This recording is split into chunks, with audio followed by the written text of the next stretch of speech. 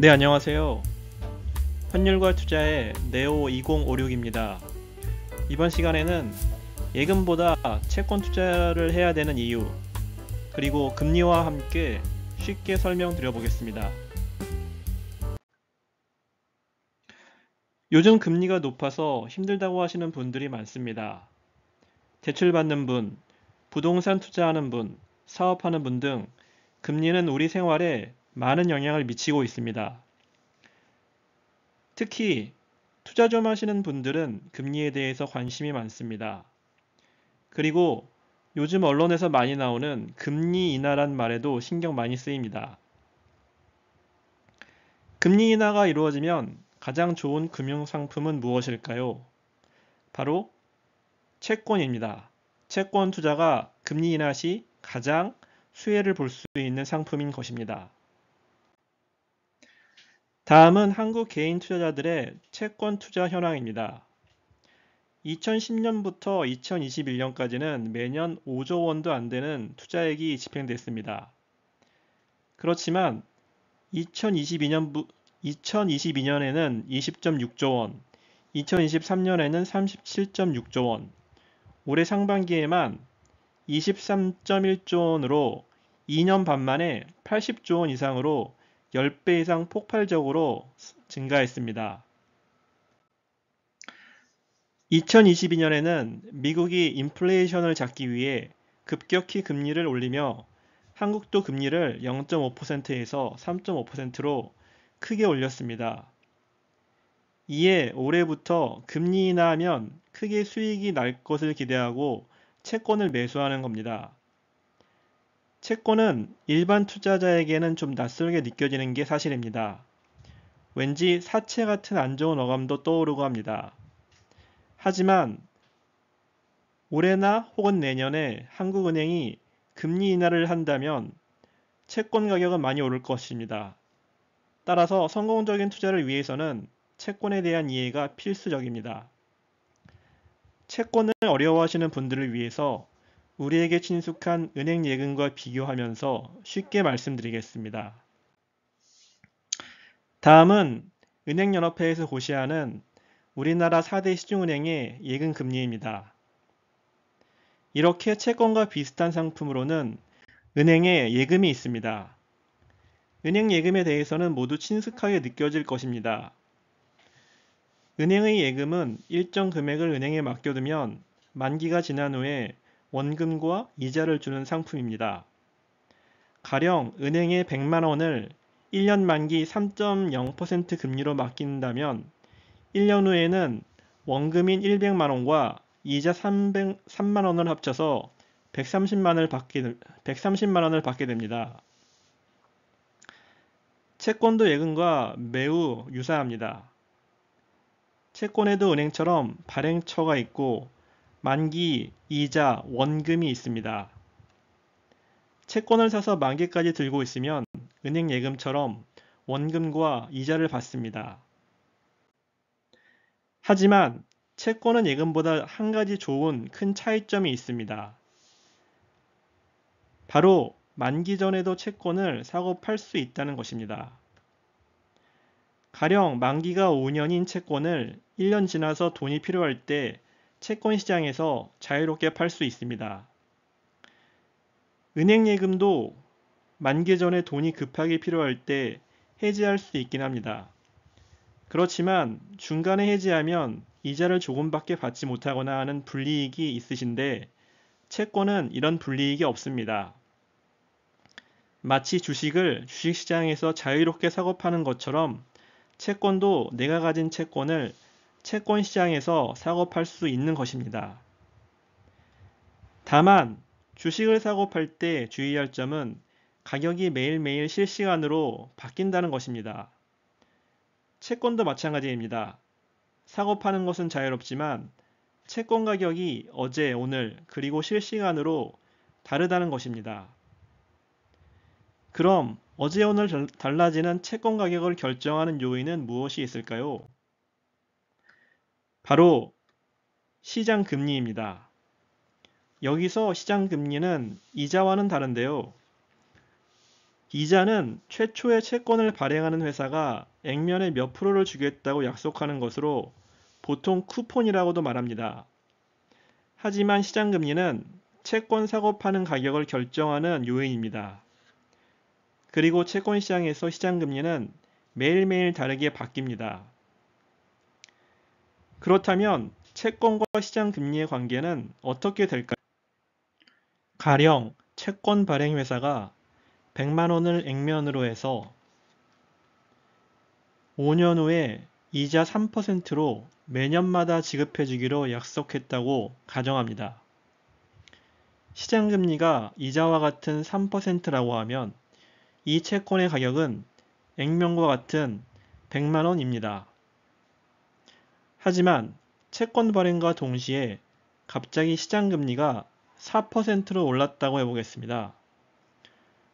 채권 투자자는 이자를 3%, 즉 매년마다 3만 원씩 받기로 약속했는데 갑자기 다른 데서 4% 금리를 주겠다고 하는 것과 마찬가지 상황입니다. 따라서 이 채권은 불리한 상황이므로 찾는 사람이 줄어들어 가격이 100만 원보다 떨어지게 됩니다. 반대로 채권 발행과 동시에 갑자기 시장금리가 2%로 낮아진다고 해보겠습니다. 채권 투자자는 이자를 3%, 매년마다 3만 원씩 받기로 약속했는데 갑자기 다른 데서 2% 금리밖에 안 주겠다고 하는 상황입니다. 따라서 이 채권은 유리한 상황이므로 너도 나도 찾게 돼서 가격이 100만 원보다 높아지게 됩니다. 따라서 채권의 가격은 시장금리와 반대로 움직인다고 이해하시면 됩니다. 채권 가격도 주식처럼 그냥 가격으로 표시해주면 편할 것 같은데 왜 복잡하게 시장금리로 표시하는 것일까요? 이유는 채권이 예금처럼 금리 상품이어서 금리로 표시하는 게 비교가 편하기 때문입니다. 은행 예금 상품도 1년 후에 5%의 금리를 준다고 하면 투자 원금에 상관없이 이해가 편합니다. 채권도 5%라는 금리로 표시하면 예금과 비교할 수도 있어 편리합니다. 마트에서 가격 할인을 30% 할인이라고 써붙여 놓는 것이 3,000원 할인이라고 써붙여 놓는 것보다 사는 금액 없이 비교할 수 있어 편한 것과 마찬가지입니다. 그렇다면 채권은 마냥 안전하기만 한 금융 상품일까요? 채권은 국가정부가 발행하는 채권도 있고 회사가 발행하는 채권도 있습니다. 회사 중에서도 삼성전자와 같이 우량한 회사가 발행하는 채권이 있고 규모가 작은 중소기업들이 발행하는 덜 우량한 회사가 발행하는 채권도 있습니다. 가령 은행예금도 4대 시중은행에서 가입하면 시중은행이 망하지만 않으면 예금은 안전합니다.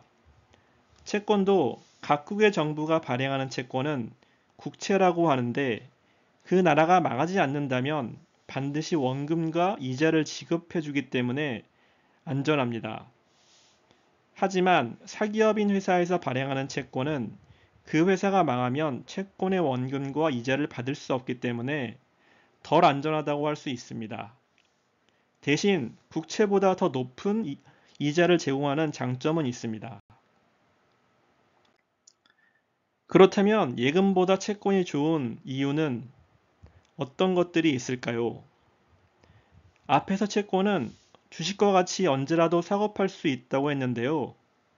그래서 매일매일 가격이 오르기도 하고 내리기도 한다고 말씀드렸습니다. 하지만 채권을 만기까지 가지고 있다면 은행 예금처럼 원금과 이자를 모두 받을 수 있는 큰 장점이 있습니다. 그리고 채권은 보통 예금보다 이자도 많이 줍니다. 국가가 발행하는 국채도 더 많이 주는데 은행이 발행하는 금융채나 사기업들이 발행하는 회사채는 더욱더 금리를 많이 줍니다. 그리고 만기 전의 주식처럼 쉽게 사고 팔 수도 있습니다. 금리 인하가 실제로 이루어진다면 비싼 가격의 채권을 만기 전에 팔 수 있기 때문에 아주 매력적이라고 할 수 있겠습니다. 2023년 말 기준으로 한국의 개인 투자자들의 순금융자산은 5,234조 원에 달합니다. 이 중에서 절반가량 자산인 2,423조 원이 예금에 몰려 있습니다. 채권의 매력이 점차 부각되면서 이 예금 중 점점 채권 투자가 늘어날 것으로 예상되고 있습니다. 특히 요즘은 미국 채권도 많이 사시는데요. 한국은 기준금리가 3.5%인 반면 미국은 기준금리가 5.5%로 한국보다 2%나 높아서 최근 미국 채권에도 관심이 많으십니다. 미국은 한국보다 채권 시장도 훨씬 더 발달되어 있습니다. 규모로는 한국 채권 시장의 30배가 넘고 채권의 종류도 훨씬 다양합니다. 한국 채권과 미국 채권은 ETF로도 활발하게 거래되고 있습니다. 채권 ETF의 장점은 주식처럼 증권사 MTS를 이용해서 쉽게 그리고 타이트한 매수 매도 효과로 거래할 수 있다는 점입니다. 그리고 미국 채권이나 전 세계 다양한 채권도 ETF로 쉽게 거래할 수 있습니다. 하루 중에도 주식을 사고 팔듯이 채권을 사고 팔 수 있는 점도 장점입니다. 투자에 관심 있으신 분들도 일정 금액은 예금에 넣어 두십니다. 주식 투자하시는 분들도 일정 금액 이상은 예금과 같이 안전한 금융자산에 두고 계시고요. 하지만 이제 예금을 채권에 투자해 보시길 권해드립니다. 미국의 인덱스 펀드의 창시자인 존 보글은 주식과 채권에 60대 40으로 투자하기를 조언했습니다. 채권은 예금의 안정성에 투자의 메리트를 더한 상품이기에 소위 위험한 자산인 주식과 궁합이 아주 잘 맞습니다. 장기 투자 그리고 안정적인 자산 배분을 통해서 속 편한 투자를 추구하시는 분들이라면 채권을 적극적으로 활용하시기를 제언드립니다.